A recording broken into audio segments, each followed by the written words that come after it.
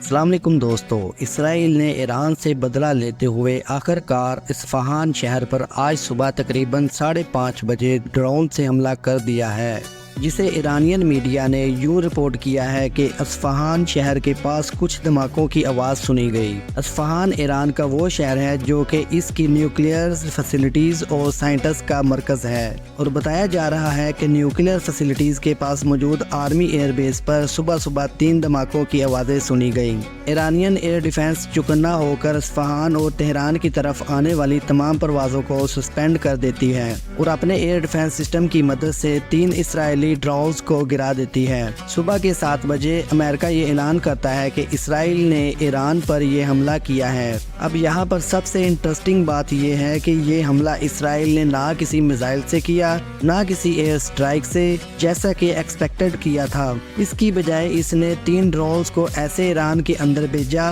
جیسے وہ ٹہلنے نکلے ہوں، اور یہ بس کچھ ثبوت چھوڑنے آئے تھے کہ اسرائیل دنیا کو بتا سکے کہ میں واقعی حملہ کر کے اور اپنا بدلہ لے کے واپس آ رہا ہوں۔ امریکہ نے سب سے پہلے اس خبر کی تصدیق کی اور BBC نے اس سے کنفرم کیا کہ اسرائیل نے اصفہان پر اٹیک کیا ہے۔ پاکستانی میڈیا نے بھی اسے بنا تصدیق کے رپورٹ کر دیا ہے کہ دراصل ایران پر بہت بڑا حملہ ہو گیا ہے۔ انہوں نے اپنی طرف سے تقریباً جنگ کروا دی ہے، یعنی پھر سے وہی جھوٹ اور سنسنی، اور اس معاملے پر بھی وہ دوبارہ وہی کچھ کر رہے ہیں۔ اب اس معاملے پر ایران سے پوچھے تو وہ کہتا ہے کہ یہ دراصل ایران پر کوئی حملہ نہیں تھا، بلکہ یہ کچھ مشکوک ڈرونز تھے جو کہ بغیر اجازت اس کی سرزمین کے اندر گھسے تھے اور انہیں مار کر گرا دیا گیا ہے، اور ایران کا اس کے اندر کوئی بھی مالی یا جانی نقصان نہیں ہوا۔ سب کچھ کنٹرول میں ہے، یعنی یہ بات کنفرم ہے کہ ایران اسرائیل پر نہ تو اس حملے کا الزام لگا رہا ہے اور نہ کسی نقصان کی تصدیق کر رہا ہے، جبکہ اسرائیل نے اس بات کو ابھی کنفرم ہی نہیں کیا کہ ہم نے یہ اٹیک واقع کیا ہے یا نہیں، بلکہ اس کی بجائے صبح سے امریکہ اس کی وکالت کر رہا ہے۔ اب اسی وجہ سے یہ معاملہ انتہائی مشکوک ہوتا جا رہا ہے کہ آخر یہ چل کیا رہا ہے۔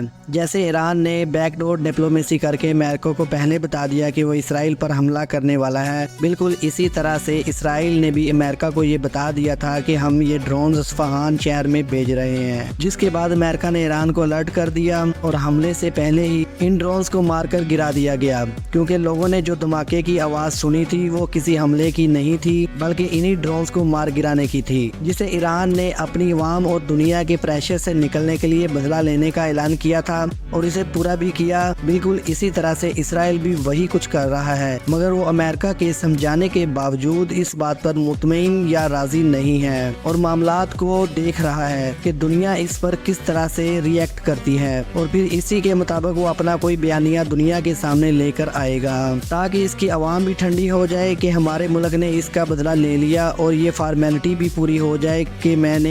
نے آپ سے کہا تھا کہ دونوں ملک اس وقت جنگ کو افورڈ نہیں کر سکتے اور نہ امریکہ کسی ایک ہی سائیڈ لے سکتا ہے، اور اب آپ دیکھ لیں کہ بالکل ایسا ہی ہو رہا ہے۔ اور اسی وجہ سے مجبور ہو کر ایلون مسک نے بھی یہ ٹویٹ کیا ہے کہ ہم آج کے ٹائم کے اندر راکٹ ایک دوسرے پر مارنے کی بجائے اسپیس میں پہنچنے کے لیے استعمال کریں۔ ٹیسلا کی ورتھ اس انسٹیبل مارکیٹ کی وجہ سے 30% تک گر چکی ہے۔ دنیا کی اکانومی کو ابھی تک جنگ نہیں ہوئی، لیکن انہی حالات کی وجہ سے اچھا خاصا جھٹکا لگا ہوا ہے۔ یعنی بے یقینی کی صورتحال یہ ہے کہ دولت مند لوگ اپنا پیسہ سٹاک مارکیٹ کے اندر لگائیں گے یا نہیں، اور اگر جنگ ہو جاتی تو سوچیں کہ دنیا کی مارکیٹ بزنس اور سٹاک مارکیٹ کا کیا حال ہوتا۔ اس لیے دنیا کا کوئی بھی ملک ایسی جنگوں کو افورڈ نہیں کر سکتا۔ ایران، اسرائیل اور امریکہ کے رسپانس سے تو ایسا لگ رہا ہے کہ جیسے اب مزید آگے حالات خراب نہیں ہوں گے۔ نقصان کی نہ کسی بدلے کی بات کی ہے، اور اسرائیل کا بدلہ پورا ہو گیا اور امریکہ بھی نیوٹرل لگ رہا ہے۔ اب ایسا لگ رہا ہے کہ شاید حالات نارملٹی کی طرف وقتی طور پر آ جائیں گے، کیونکہ دونوں کا اسکرپٹ تو پورا ہو گیا ہے۔ لیکن یہ بات حقیقت ہے کہ جو ہمت کا مظاہرہ ایران نے کیا ہے اور جو سبق اسرائیل کو اس نے سکھایا ہے، وہ اس کو کبھی نہیں بھولے گا۔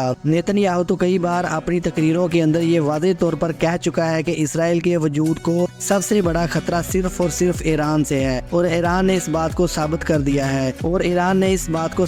دیا ہے کہ کیوں۔ اب اس حملے کے بعد اسرائیل کے بیان کے بعد ہی کچھ کنفرم ہوگا کہ آگے حالات کیا رخ لیتے ہیں، لیکن پاکستانی میڈیا کی سنسنی دوسری کو سننے کی بجائے آپ انٹرنیشنل میڈیا کی نیوز پر نظر رکھیں اور خود سے ریسرچ کریں تاکہ حقیقت آپ کے سامنے آئے۔ خیر امید ہے کہ دونوں ملک اس میجورٹی کو ایک وقت تک قائم رکھیں گے، کیونکہ سچ تو یہ ہے کہ نہ تو ایران اور نہ ہی اسرائیل اس حملے کو کبھی بھولنے والا ہے۔ بعد میں ہی صحیح مگر ان دونوں کے درمیان ہمیں دوبارہ کوئی نہ کوئی جھڑپ دیکھنے کو ضرور ملتی رہے گی، لیکن اس وقت غزہ کے مسلمانوں کو بچانے کے لیے تمام مسلمان امت کو ایک ہونے کی ضرورت ہے، بجائے اس کے کہ وہ اپنے نئے مسائل کے اندر الجھ جائیں۔ آئی ہوپ کہ اس ویڈیو سے آپ کو بہت کچھ نیا جاننے کو ملا ہوگا اور